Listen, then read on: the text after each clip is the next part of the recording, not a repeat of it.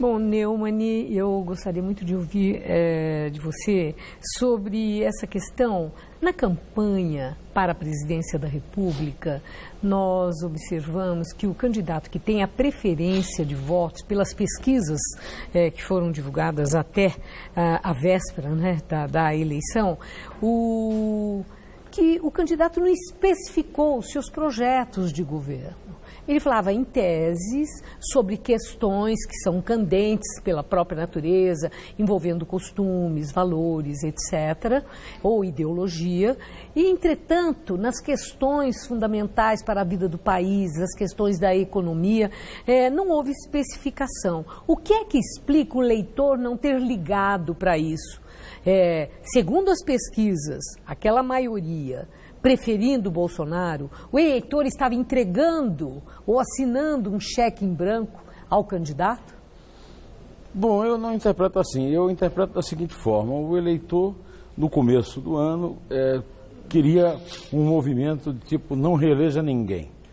E os partidos deram um drible da vaca no eleitor e impuseram coisas como financiamento público de campanha bilionário, proibição de candidaturas avulsas, deixando ao eleitor a impressão de que a máquina partidária continuaria do mesmo jeito. Só que cometeu um pequeno engano. Ele permitiu que o Jair Bolsonaro, do PSL, se candidatasse. Como lembrou o Josias, o Bolsonaro teve 4 votos para presidente da Câmara, quer dizer, baixíssimo, Cléber. Então, o eleitor foi transferindo o ódio, a indignação e a revolta dele para o candidato que era realmente o único dos candidatos que representavam um coice no sistema. O que o eleitor está dando nessa eleição, e você vê claramente no Rio, em Minas, é um coice no sistema. A política tradicional ficou limitada ao PT, Piauí, Ceará, Rio Grande do Norte, forte na Paraíba, que o governo é do PSB, em Pernambuco, que o governo é do PSB, e em Alagoas, que o governo é do MDB, forte no Pará, que o Helder esconde o sobrenome, mas é Barbalho, filho do Jader, do MDB.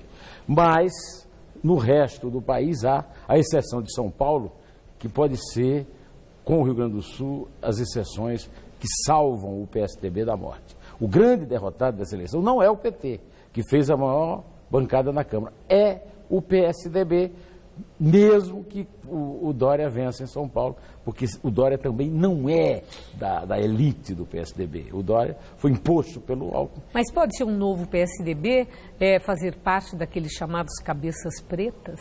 Pois é, o PSDB dos cabeças pretas. Eu acho o seguinte, a vitória do Dória em São Paulo vai impedir que o PT use o velho truque de usar um governo do Estado para empregar os seus desprezados pelo povo, que seria o projeto do Márcio França. Uma vitória do Márcio França seria, a meu ver, limitar o PSDB ao Rio Grande do Sul. O PSDB fica algo semelhante com o Brizola, por exemplo, e a mesmo o PT quando foi governo lá no Rio Grande. Ministro, obrigada por você estar conosco aqui. Agora, tem uma questão, dentre as muitas questões intrigantes dessa eleição. O mercado reagia muito bem com os indicadores de ascensão da candidatura Bolsonaro, mesmo o candidato Bolsonaro não tendo explicitado qual seria a política econômica dele. E quando perguntado, ainda jogava para aquele que seria o ministro da Fazenda dele, o economista Paulo Guedes.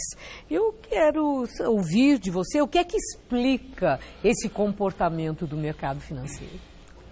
Explicar comportamento do mercado às vezes é bem complicado, mas a primeira explicação bem óbvia é que não é que 100% da alegria no mercado seja vitória do Bolsonaro. Boa parte é a derrota do PT.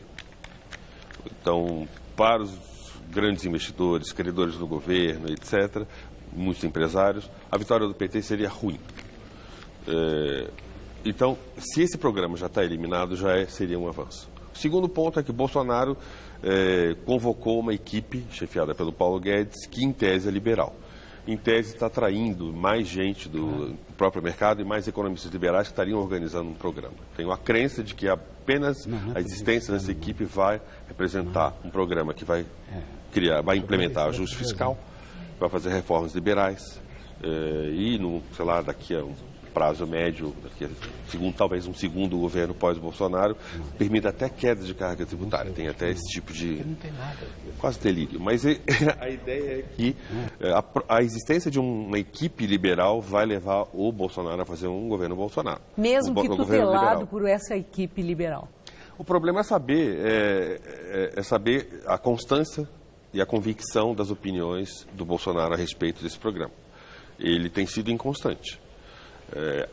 Alguns pilares do programa liberal têm sido contestados pelo próprio Bolsonaro durante a campanha. A reforma da Previdência, ele disse que vai haver, mas vai ser atenuada para respeitar direitos adquiridos. Privatização vai ser feita, mas preservando as joias da coroa. Investimento estrangeiro pode vir desde que não seja chinês. Abertura comercial vai ser feita, mas paulatina. Então, assim, a ênfase que os economistas do Bolsonaro tinham dado ao programa liberal, e um programa liberal muito mais radical do que já foi implementado no Brasil em qualquer época, está sendo atenuada pelo Bolsonaro. E no governo, recebendo mais pressões, ele vai manter esse programa, a convicção dele... Essa é uma grande indagação. Que não é forte nem antiga a esse respeito, elas vêm de um ano para cá, vai se manter? Essa é a dúvida. Bom, Vinícius, sobre a presidência da República, mas eu vou fazer aqui...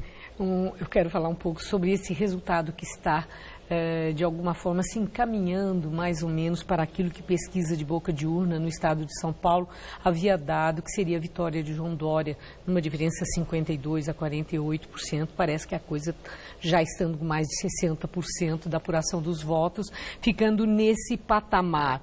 Isso surpreende ou naquele impacto técnico que nós havíamos visto pelas últimas pesquisas divulgadas na véspera, podia sugerir que estivesse havendo alguma reação por parte de Márcio França, que não está dando a impressão que tenha se configurado hoje? Reação acho que houve. Ele cresceu bem, chegou ao empate técnico. Empate técnico quer dizer simplesmente que dentro daquela margem realmente pode acontecer quase tudo. Quer dizer, havia uma probabilidade, quer dizer, havia a possibilidade de a gente pensar que a onda do Márcio França continuasse. Agora, em pesquisa não é previsão. Eu acho que o resultado foi bem razoável, está bem dentro, se é isso mesmo que vai acontecer. Está muito próximo, mas agora o França teve uma recuperação grande, e, aliás, o França teve uma recuperação grande na campanha inteira, porque ele era um desconhecido da política, subiu bastante e tal, e... teve uma reação grande e parece que ela não houve tempo de ela se confirmar, ou então ela chegou a um teto. Mas a recuperação foi grande e o resultado está dentro, se é isso mesmo que vai acontecer, o resultado está dentro do que está previsto, né? Não é do que estava previsto, do que estava dizendo a pesquisa ontem. Okay. Não é uma grande surpresa. Não há grande surpresa, certo.